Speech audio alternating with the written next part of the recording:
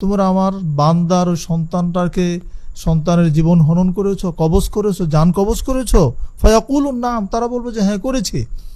ফায়াকুল, আল্লাহ এবার বলবেন কবাজতুম সামারাতা ফুয়াদি, তোমরা আমার বান্দার অন্তরের টুকরাটাকে, ফুলটাকে তোমরা হনন করে নিয়েছো, হৃদয়ের টুকরা।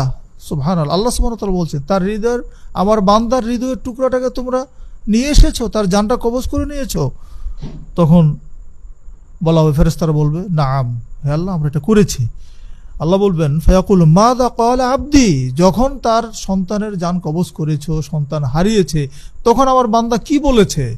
তখন সে বলবে, ফেরেশতা বলবেন, সে তখন বলে হামিদাকা ওয়াস্তারজা, সে আল্লাহ তোমার প্রশংসা করেছে এবং ইন্না লিল্লাহি ওয়া ইন্না ইলাইহি রাজিউন এই কথা বলেছে।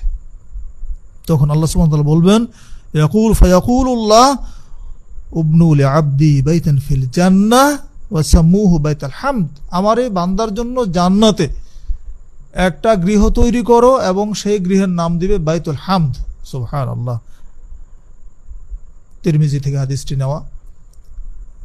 যে পিতা মাতা সন্তান হারিয়েছেন তাদের জন্য এটা নিঃসন্দেহ সুসংবাদ যে তাদের জন্য আল্লাহ ফেরেশতাদেরকে বলবেন তাদের জন্য একটা জান্নাতে ঘর তৈরি করে দাও এবং সেই ঘরটির নাম হবে কি? বাইতুল হামদ, মানে প্রশংসার ঘর।